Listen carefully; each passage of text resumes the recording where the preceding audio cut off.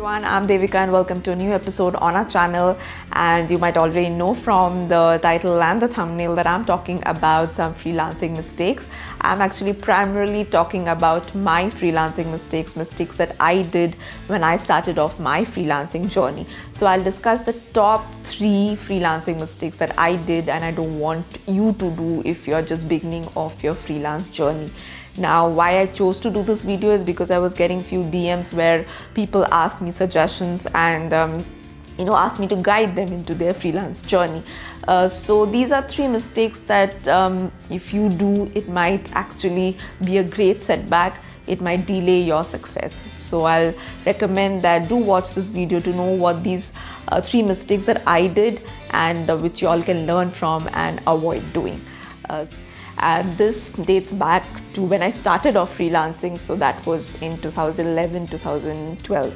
Okay, so that's when I started off freelancing. So for some of y'all who do not know, who's watching this video and is new to my channel, I'm into freelance editing. So initially I was into freelance content writing and eventually I moved into freelance scientific editing. But I'm talking about my experiences way back in 2011 and 12 when I started off my journey as a freelance content writer. So during those days, freelancing wasn't well known, and moreover even content writing wasn't well known. So I had a combination of 2 things that were not well known. So freelancing was not popular, content writing was not popular, and hence finding clients was a major hurdle.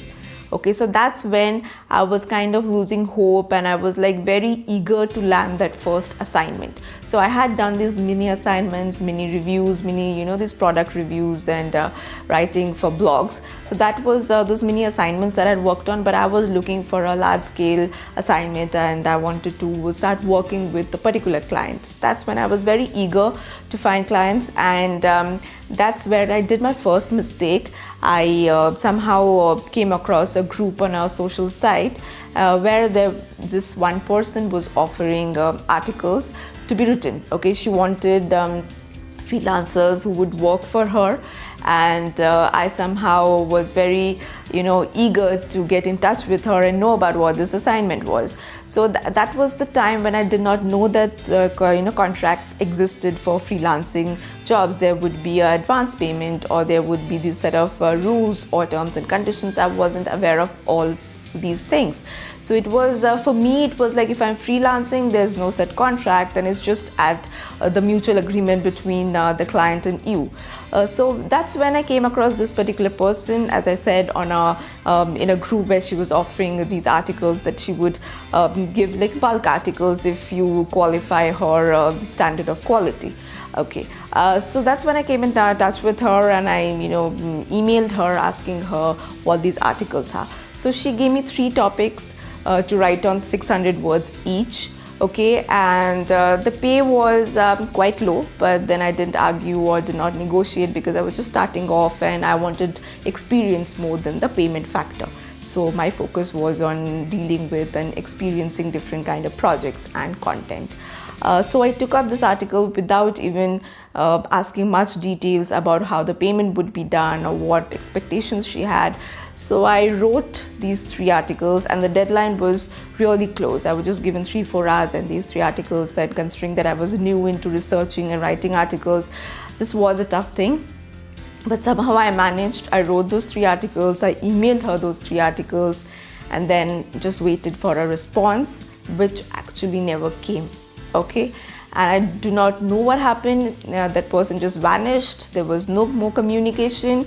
I kept emailing. I did not have a contact number, and that social site or the group where I found her, I could no longer find her anywhere. Okay, it was just like this person just vanished. Okay, so I did not, till date, I do not know what happened with those articles, whether they were used, whether they were published, or what went wrong.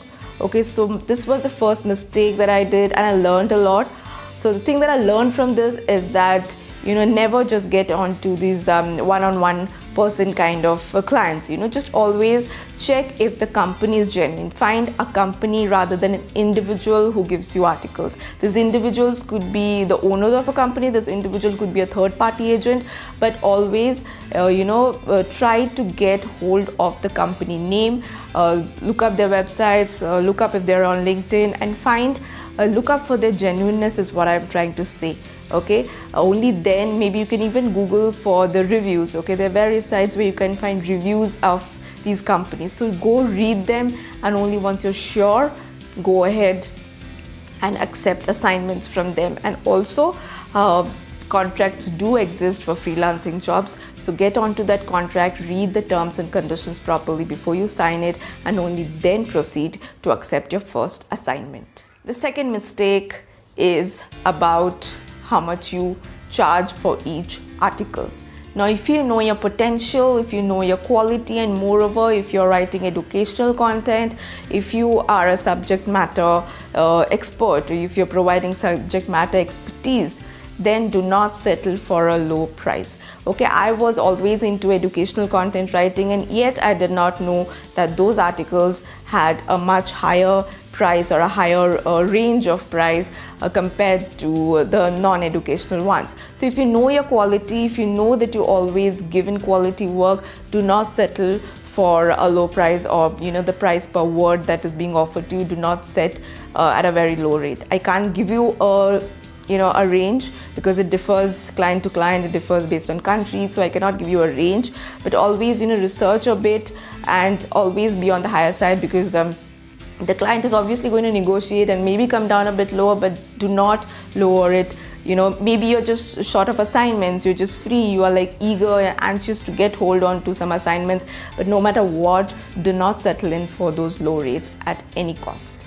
So the third mistake is related to gathering data or information from the client. Now, the procedure is something like, if you are into freelancing, okay, and I'm specifically talking about content writing is because I was into content writing and I have experience based on that aspect. That's why I'm giving you examples based on my experiences.